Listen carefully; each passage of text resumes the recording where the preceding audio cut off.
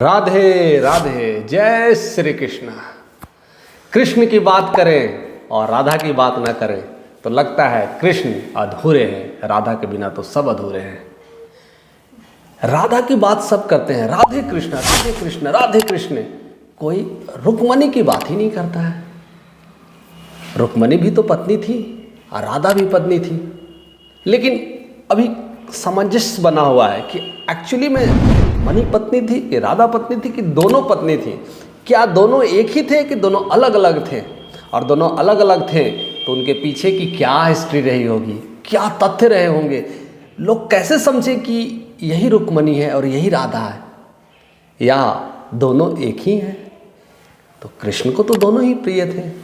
तो आइए समझने की कोशिश करते हैं। हमारे साथ ऐसे ही एंड तक बने रहे। इस सारे तथ्य को हम आज खोलने वाले हैं, सारे तथ्य को सामने रखने वाले हैं।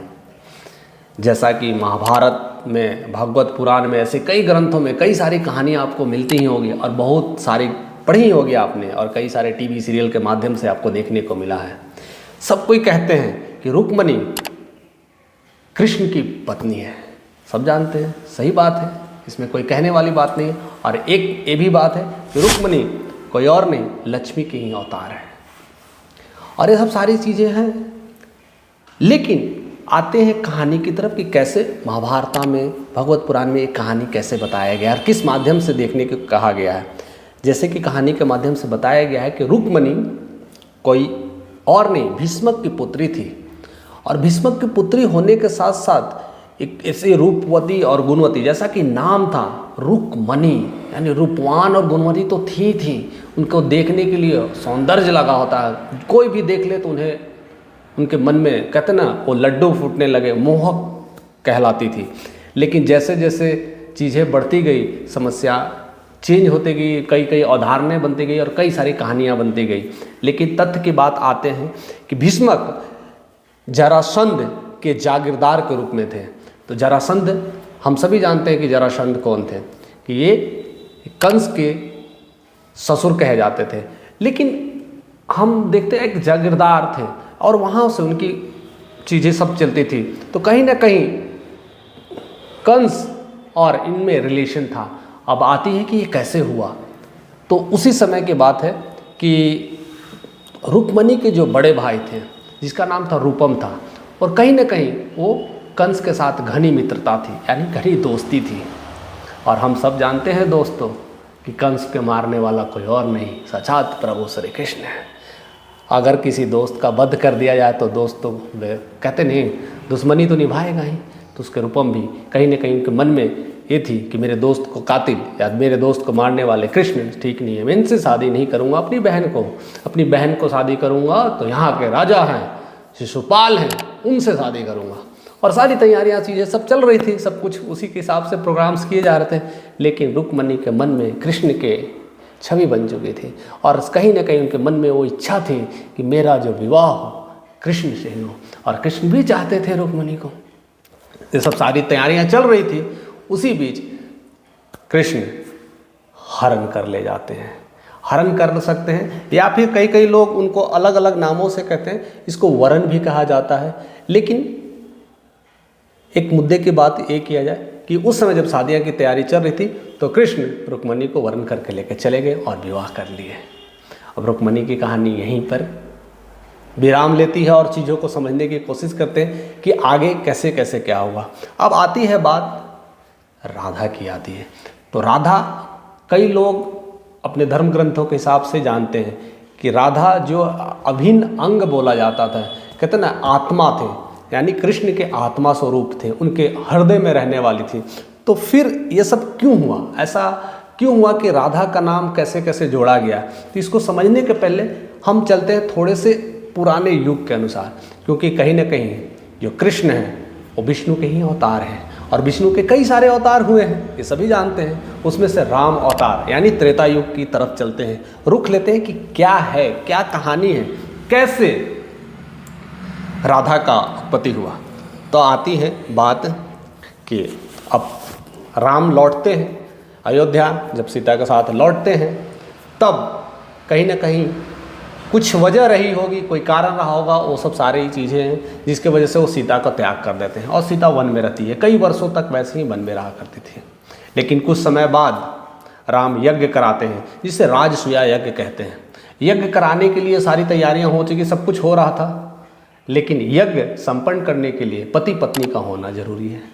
अब तो राम पड़ गए अकेले, अब यह प्रावधान कैसे पूरा हो? तब अपने गुरु के मदद लिए, और उस समय जो गुरु थे वो वशिष्ठ जी थे। वो पूरी चीज़ें समझ करके और कहें कि एक प्रतिमा बनाया जाए, उनके साथ वो यज्ञ की पूरी किया जाए। और यही सारी चीज़ें हुई और यज्ञ किसी तरह से संपन्न किया गया। और प्रतिमा शयनकक्ष में राम जी के पास चले आए और कहीं न कहीं वो साक्षात माता देवी को देखते थे, यानी माता सीता को देखते थे। तो उनके मन में कई सारी कहानियाँ गूंजने लगती थी, कैसे कैसे कैसे रहें, कैसे बिताएं।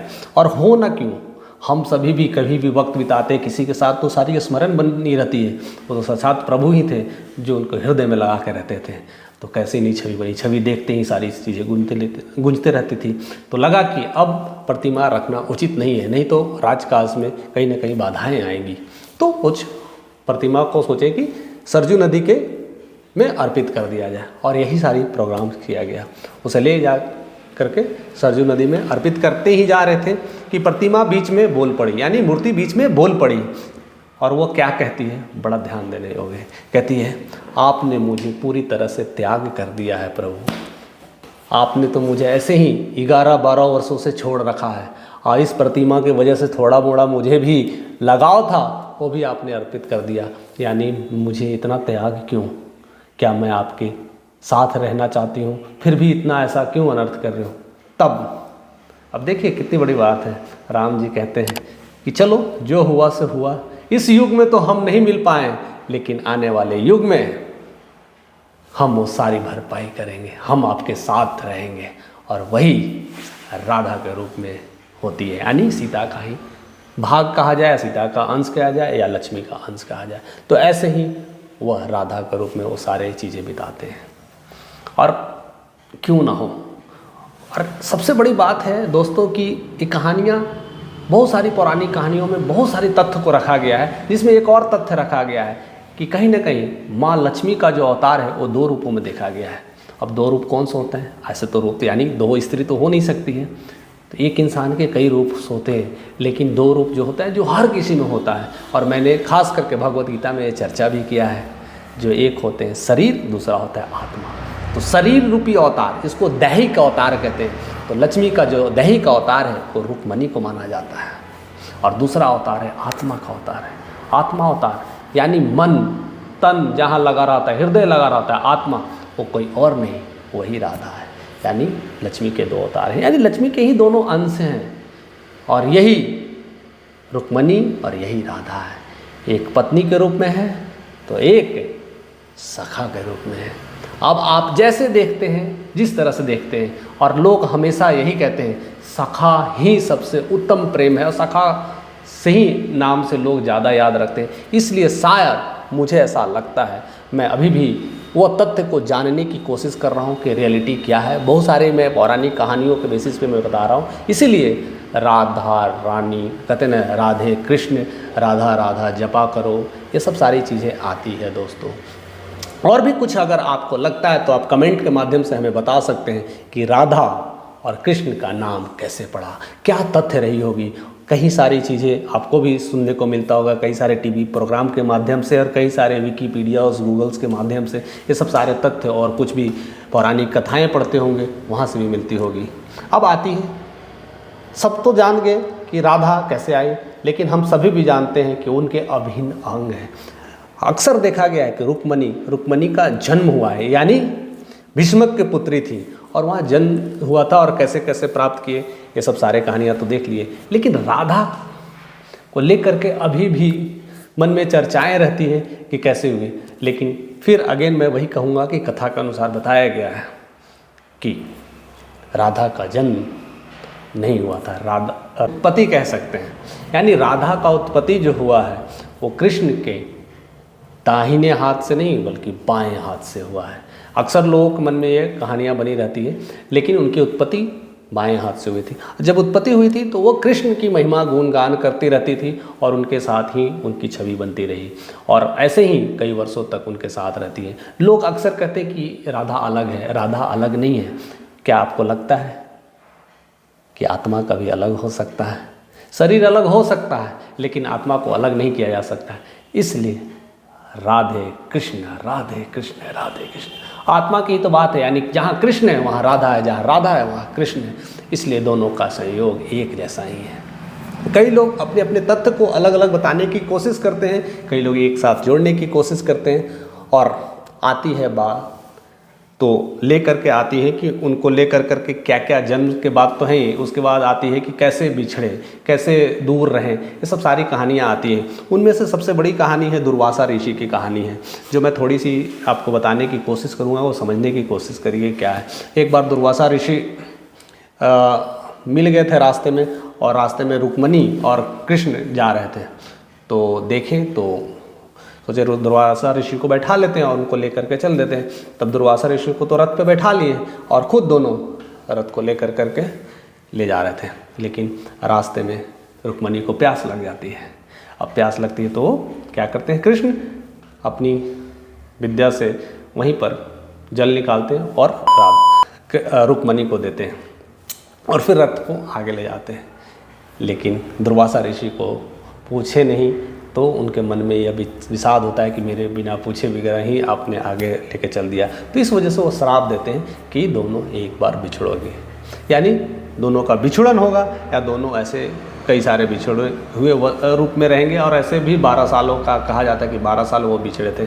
ऐसे बहुत सारे जो उनके पीछे जो दूरियां थी, ये कई सारी दूरियों के पीछे कहानी है। ऐसे कई सारे आप पढ़ेंगे, आप गूगल में पढ़ेंगे तो नारद जी की भी कहानी मिलती है। किसी न किसी माध्यम से नारद जी भी श्राप दिए थे, जिसके वजह से ये जो बिछुड़न का कार्य है वो होते रहता है, युगों युगों तक ये सारी चीज़ें चलती रहती हैं। और क्यों ना हो, ये सारे कृष्ण ये सारी चीज़ें तो भगवद गीता में बताते ही रहते हैं कि इंसान ना कई जन्मों में चेंज होते रहता है, चीज़ें उनकी कर्म चलती रहती है।